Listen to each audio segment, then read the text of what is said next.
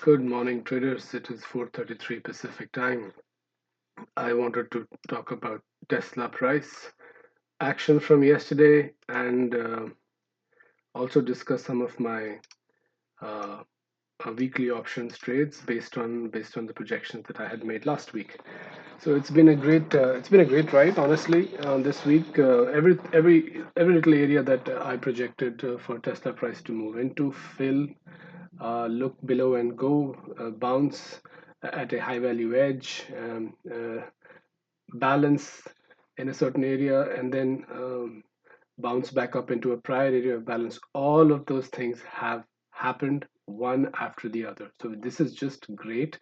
It normally does not always work like this. So I am pleasantly surprised that Tesla has been listening to me. The price action has been listening, which is great.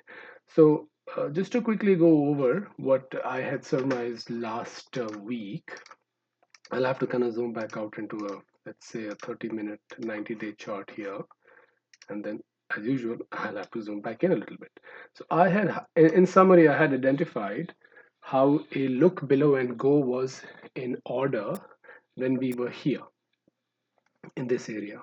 The look below and go would have been a breach of solid breach with tempo of a 760, and a gap down kind of indicates that it speaks for that tempo and that force, right? So this was a gap and go situation, and I had surmised when we were here that step one would be to test the 740, 750 thin print area in the profile. It's a really thin area here in this profile. Hopefully you guys can see. I could zoom in a little bit more if you like.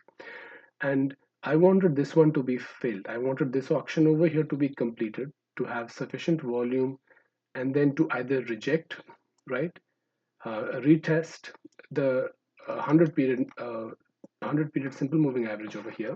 Sometimes use simple and sometimes use exponential for 100, but simple for 100 period and exponential for the 50, I think, is something that I'm starting to move towards slowly. Anyway, so do a retest and go and complete step two essentially. So I wanted a retest of this area, this half cap almost, and then retest, and then step two, come and fill the 700 area. It did not retest, that's okay, but it came immediately here, gaps down big time, down this area, goes and tests my 610 edge, which I've called a while ago, marked as well on the chart and produced videos to show you guys.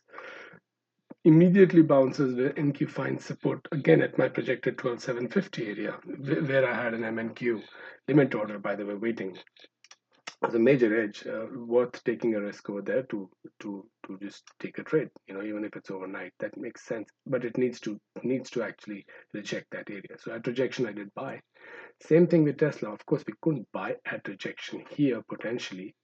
It happened really quick. But whenever you're not able to catch stock like that, you always want to keep tabs on the weekly option. You want to keep tabs on the weekly option, the one that expires the same Friday. Those give you retracement opportunities when the price wouldn't. I'll give you an example here. For that, we will need to go into a 15-minute, let's say even like a 15-day and even a 5-minute maybe chart. Really zoom in big time here, and I'll show you what I'm talking about. So I had several plays in this run up from the 624 area to the 740 area, several weekly options plays. But in order to keep my life a little simple here, because I'm working with the chart of a weekly option here, this is a 760 strike Tesla 26 February expiry call option, right? You can see that it starts out at the 237 240 area. So I bought it here. I'm talking about this particular day right now, okay? So I made a trend line the day before, and I found that the trend line was honored, was found, the price found support at this traveling barometer of mine.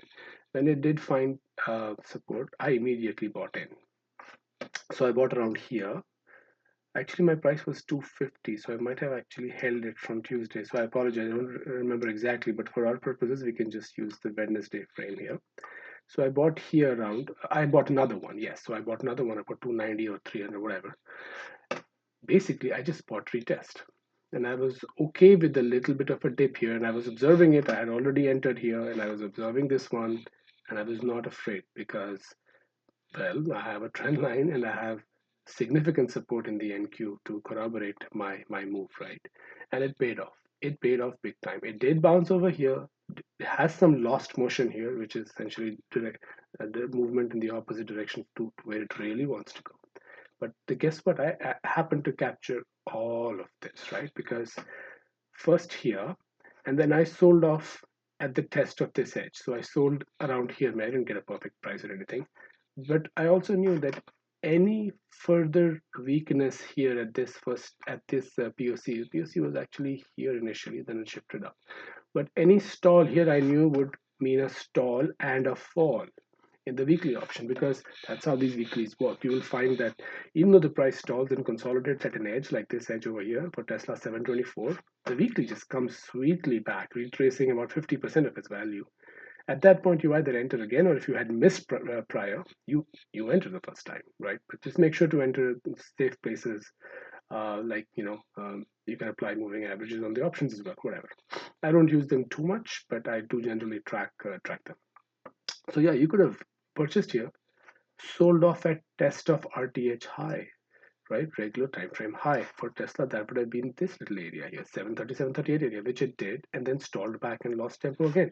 This gave me an opportunity to buy again at this area, right over here at 3.2. So I did enter one more time. So at this point, I had already traded one, two round trips. This was my third. And this one I held all the way to this upper edge to 7.5. Okay.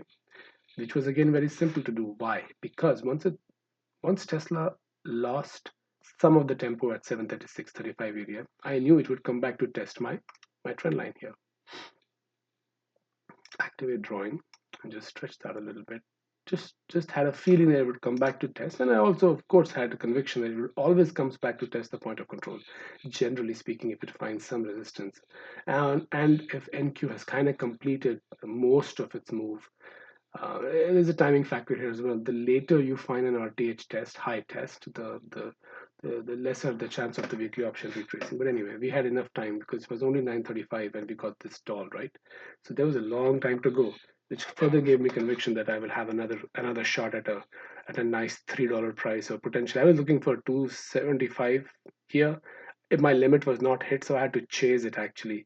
I chased it at 2.9, I believe, but whatever, 2.95 or something like that, and that paid out big time as well. Again, what was I doing special? Nothing special. All I was doing was watching the same thing that I watch my futures with, right? I watch profile. We all use trend lines, so do I. I have my traveling moving averages, traveling support and resistance parameters, that like I call them. And I added to my core position in Tesla in my personal accounts in this area. But I was not going to buy maybe here. If a retrace of this area occurs around 670, maybe I'll buy a little bit. So I don't add too much because my average price is really low. So I don't want to disturb that too much. But I do buy. I have a simple standard investment plan, right? SIP. Price falls below a certain level, tests a certain edge, you buy. That's what you do for your favorite stocks. Anyway, so that was my play in Tesla, guys. It was only made possible because of this analysis that we had completed prior to all of these things happening. We were prepared as traders. I also chose the right instruments to trade. Okay. I did not choose leaps or anything like that. No months out call options that with significant time value, um, time value to depreciate, or any of that nonsense. I didn't have to look at any of the Greeks, right? I didn't have to look at the rate of decay of delta or the actual delta. Well, I took a freaking weekly option, right? Which expires Friday. So guess what? I have about as high a delta as you can possibly imagine. In fact, I have probably had delta greater than one, given that price stalls and I get a retracement. So this is all great. So I don't know whether this will work every week, but it is something that I like to use every week. It's a great strategy and keeps me focused on one money maker. I don't have to go and do 10 trades, 20 trades like some other traders do. They keep looking for value all over the place. But I feel like being prepared for one instrument and finding the right vehicle to capture gains is the way to do it. Anyway, guys, so that was what happened in Tesla. Now, what will happen next? is always the favorite question, right? Um, that one is not necessarily hard to answer given what's been happening. We can take a shot here. So look, I need to probably fix this. Let me just quickly edit the study here and see if I can get the prior settle correct. So can I get the prior settle right? So depending on where Tesla opens up, it looks like 716. It's going to gap down in this area, it appears, which is a prior price edge almost.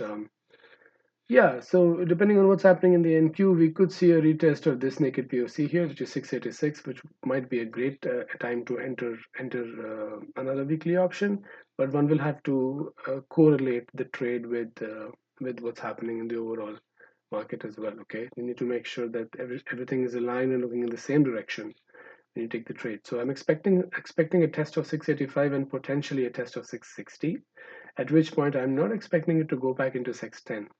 If it does go back into 620, 610, okay, then let's go. Another move is in the order. A move down into the 550 area is in order. For that, I have to zoom back out, obviously. Let's do 90 days. Let's do 30 minutes. Hopefully that helps. Yeah. So we have drawn, so we had the 613, 610 edge, sure. Well, then the major support should come in big time at 575, right? This edge also should be solid support, 595. But if you take this HVN, the bottom edge of that HVN is where we've seen the least, we've seen the most amount of rejection, I should say.